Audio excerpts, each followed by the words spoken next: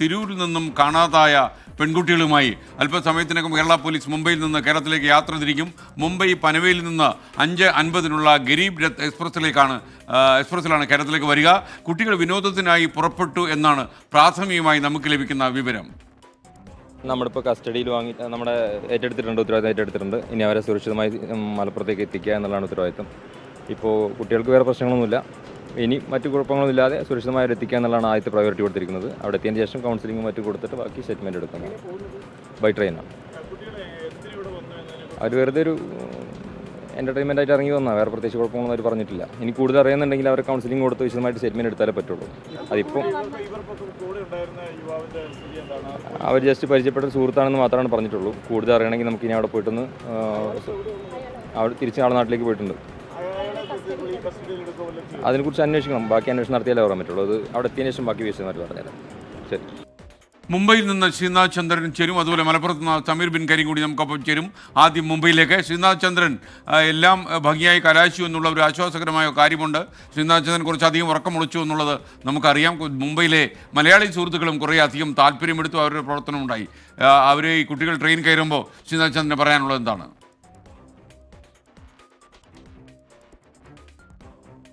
3 മണിയോടെയാണ് കുട്ടികളെ ഈ ചൈൽഡ് വെൽഫെയർ കമ്മിറ്റിയുടെ ഷെൽട്ടർ ഹോമിൽ നിന്ന് കേരള പോലീസ് എത്തി സ്വീകരിക്കുന്നത്. അവരെ അവിടെ നിന്ന് വാങ്ങി കുറച്ച് സമയം ഇതിന് പേപ്പർ ജോലികൾക്കും മറ്റുമായി അധിക സമയം അവിടെ ചെലവഴിക്കേണ്ടി വന്നു പ്രതീക്ഷിച്ചതിലും. പിന്നീട് വളരെ വേഗത്തിൽ അവിടെ നിന്ന് പൻവേലിലേക്ക് പോവുകയാണ്.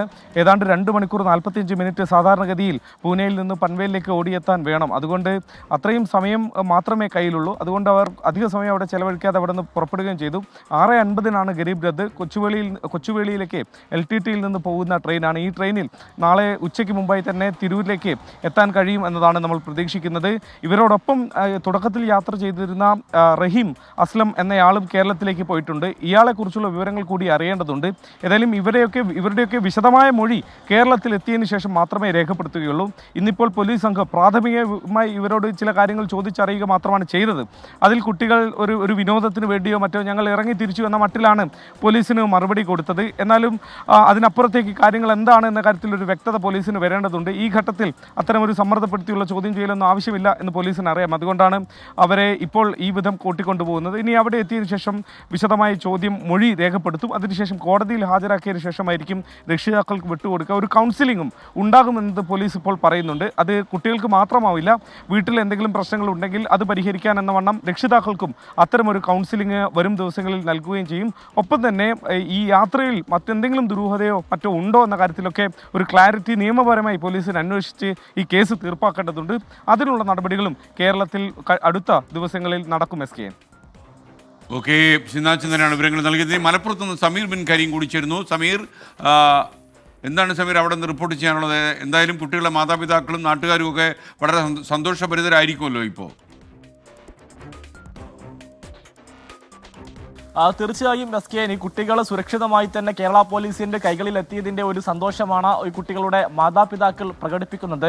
അവർ കുട്ടികളെ വളരെ സന്തോഷത്തോടു കൂടി തന്നെ സ്വീകരിക്കുമെന്നാണ് പറയുന്നത്. അല്പസമയം മുൻപ് മലപ്പുറം ജില്ലാ പോലീസ് മേധാവിയുമായി നമ്മൾ ബന്ധപ്പെട്ടിരുന്നു. അപ്പോൾ അദ്ദേഹം പറഞ്ഞിട്ടുള്ളത് ഈ കുട്ടികൾ വിനോദത്തിന് വേണ്ടിയാണ് പോയിട്ടുള്ളത്. വീട്ടിൽ അത്തരം ഒരു പ്രശ്നങ്ങളുള്ളതായിട്ട് അല്ലെങ്കിൽ എന്തെങ്കിലും പ്രശ്നമുള്ളതായി പറഞ്ഞതായി ഒന്നും തന്നെ പോലീസും വ്യക്തമാക്കിയിട്ടില്ല. എങ്കിൽ പോലും കുട്ടികൾക്കും മാതാപിതാക്കൾക്കും വളരെ കൃത്യമായ കൗൺസിലിംഗ് നൽകും. അതിനുശേഷമായിരിക്കും ഇതുമായി ബന്ധപ്പെട്ട വിശദമായ അന്വേഷണത്തിലേക്ക് പോലീസ് കടക്കുക. ഇപ്പോൾ അതിന് പറ്റിയ ഒരു സാഹചര്യമല്ല എന്നുള്ളതാണ് പോലീസ് വ്യക്തമാക്കുന്നത്. നാളെ ഉച്ചയോട് കൂടി ഈ കുട്ടികൾ ഇവിടെ എത്തിക്കഴിഞ്ഞാൽ ഉടൻ തന്നെ ഈ പോലീസ് സ്റ്റേഷനിൽ എത്തി കൗൺസിലിംഗ് ഒക്കെ തന്നെ പൂർത്തിയാക്കിയതിനു ശേഷമായിരിക്കും ഈ ബന്ധുക്കൾക്ക് ഈ കുട്ടികളെ കൈമാറുക എന്നുള്ളതാണ് നിലവിൽ നമുക്ക് മനസ്സിലാക്കാനായിട്ട് കഴിയുന്നത്. ഈ യാത്രയിൽ മറ്റുള്ള ദുരൂഹതകൾ ഉണ്ടോ എന്നൊക്കെ തന്നെ പോലീസ് വിശദമായി പരിശോധിക്കുന്നു. മാത്രമല്ല, ഈ കുട്ടികൾക്കൊപ്പം ഉണ്ടായിരുന്ന യുവാവ് ഈ റഹീം അസ്ലമിനെ പോലീസ് ഇപ്പോഴും നിരീക്ഷിച്ചു വരികയാണ്. ഇയാൾ നാട്ടിലേക്ക് തിരിച്ചിട്ടുണ്ട്. ഇവിടെ എത്തിയതിനു ശേഷം പോലീസ് ഇയാളെ വിശദമായി ചോദ്യം ചെയ്യും. ഇയാൾ എന്തൊക്കെ തരത്തിലുള്ള സഹായങ്ങളാണ് ഈ കുട്ടികൾക്ക് നൽകിയിട്ടുള്ളത് നടക്കുമുള്ള കാര്യങ്ങൾ പോലീസ് വിശദമായി തന്നെ പരിശോധിക്കേണ്ടതുണ്ട്. കാരണം പ്രായപൂർത്തിയാകാത്ത 2 കുട്ടികൾക്ക് നാടുവിടാൻ വേണ്ടി സഹായം ഇയാൾ ചെയ്തു എന്നുള്ളതാണ് പ്രാഥമികമായി പോലീസ് കണ്ടെത്തിയിരിക്കുന്നത്. മാത്രമല്ല, ഇയാൾ കഴിഞ്ഞ രാത്രിയിൽ ഈ കുട്ടികളെ കണ്ടെത്തുന്നതിന് വേണ്ടി വേണ്ട സഹായങ്ങളൊക്കെ തന്നെ പോലീസിന് ചെയ്തു നൽകിയ ഒരു സഹായവും ഒരു സാഹചര്യമൊക്കെ തന്നെ മുന്നിൽ നിൽക്കുന്നുണ്ട്. അതുകൊണ്ട് തന്നെ ഏത് വിശ്വസിക്കണം ഏത് തള്ളണം എന്നൊക്കെ കാര്യത്തിൽ പോലീസിനും ഒരു കൺഫ്യൂഷൻ നിലനിൽക്കുന്നുണ്ട്. എന്നാൽ ഇപ്പോൾ ഉടൻ തന്നെ ഒരു നടപടി എന്നതിലേക്ക് അപ്പുറം ഒരു കൗൺസിലിങ്ങിനൊക്കെ തന്നെ വിധേയമാക്കി വിശദമായ ഒരു അന്വേഷണത്തിന് ശേഷം നടപടിയിലേക്കൊക്കെ തന്നെ കടക്കുക എന്നുള്ള ഒരു തീരുമാനത്തിലാണ് നിലവിൽ പോലീസ് ഉള്ളത്. ഏതായാലും ഈ 36 മണിക്കൂറോളം നീണ്ട തിരച്ചിലിനൊടുവിലാണ് ഈ കുട്ടികളെ കണ്ടെത്തിയത് എന്നുള്ളതാണ് ഏറ്റവും പ്രധാനപ്പെട്ട കാര്യം. പോലീസും ഒപ്പം തന്നെ മറ്റുള്ള മലയാളി സംഘങ്ങളും ഒക്കെ തന്നെ വലിയ ഉറക്കമൊക്കെ ഒഴിവാക്കി വലിയ തിരച്ചിലിനൊടുവിലാണ് ഈ കുട്ടികളെ കണ്ടെത്താൻ കഴിഞ്ഞിട്ടുള്ളത് എന്നുള്ളതാണ് എടുത്തു പറയേണ്ട ഒരു കാര്യം. S K. Okay, thank you Sameer Bin Kareem.